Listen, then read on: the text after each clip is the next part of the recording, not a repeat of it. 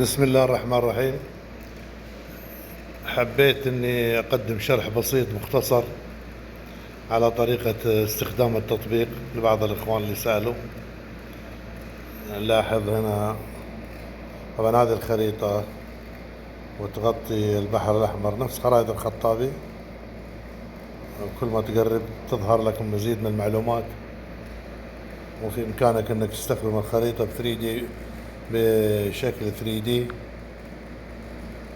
شايفه بالطريقة الثانية.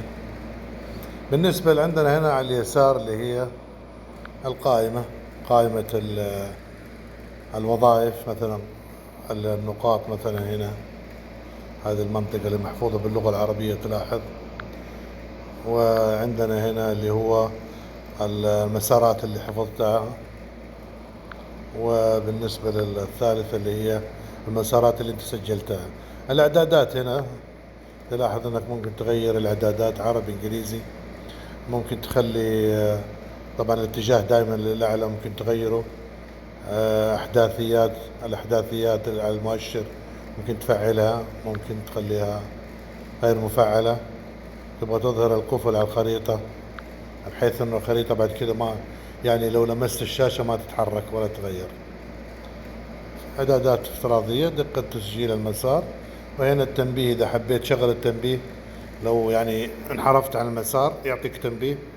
وهنا أنواع اللي هو الأحداثيات، وهنا السرعة طبعا،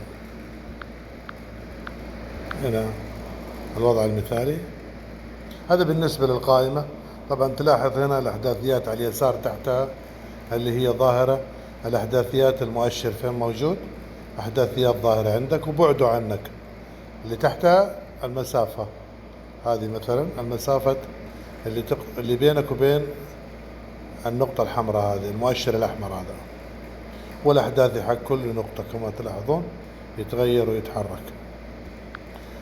بالنسبة للقائمة اللي على اليمين في الأعلى نجد البوصلة، وبعد البوصلة هذه النقطة اللي هو مثلا تسجيل نقطة معينة، لو ضغطت عليها بيديك عدة خيارات. الخيار الأول اللي هو حفظ موقع المؤشر كنقطة، والخيار اللي بعده اللي هو الموقع الحالي للبوت مثلا، والخيار الثالث اللي هو عندك تدخل أحداثيات معينة، لو ضغطته حيقول لك ادخل لي الأحداثيات حق الموقع اللي تبغاه، وهذا هو تختار كذا. بعد كذا الرمز، خلينا احنا حطينا المؤشر يعني في محل معين في مكان هنا، خلينا نقول عنده أبو مدافع، ونحفظه نقول له سيف ونختار له رمز وصار سيف محفوظ.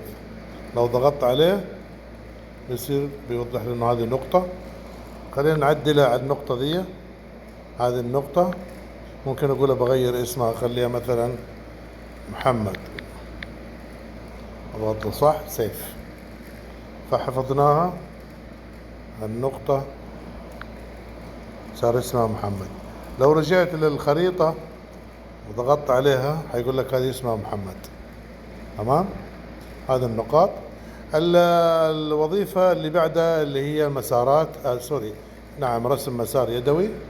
ممكن تقول والله خليني ارسم مسار، ابغى امشي انا من هنا الى هنا الى هنا الى المنطقة هذه الى المنطقة دي الى هنا.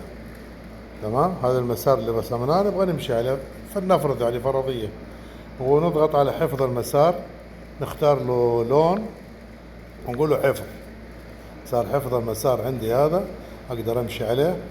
لو ضغطت على المسار نفسه حيدي لك خيارات، تبغى تسميه تحط له اسم، مثلا خلينا نقول علي، سميناه علي. طيب ابغى ايش ما اظهر على الخريطة، اضغط على هذا ما يظهر عندي على الخريطة، شايف اختفى المسار اللي رسمناه. لو ابغى اظهره اضغط على هذه، طلع المسارات اللي انا رسمتها، هذا علي اظهر لي على الخريطة، ظهر عندك على الخريطة. ابغى احذفه اضغط عليه مرة ثانية واقول له ديليت، حذفناه.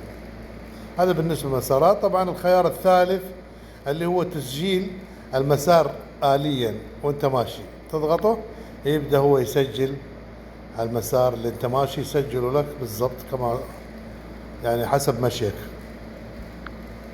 عرفت هذا خريطة فلكسبيليتي عالية فيها جدا، يعني مرونة عالية جدا فيها. لو حبيت اني اوقف التسهيل اضغط عليه مرة ثانية، يديك هنا سؤال: هل تحب انك يعني تحفظ اللي مشيته هذا، ولا بس ولا مش عاوز تحفظه؟ ممكن اقول له الغاء. طبعا لان احنا ما مشينا، يعني واقفين محلنا، حذف. تمام. طيب الوظيفة الرابعة اللي هي إذا حبيت أنطلق إلى مكان معين، اللي هي ضغطنا عليها، قلت له أنا أبغى أروح من هنا، أبغى أروح للنقطة دي، وأقول له انطلق.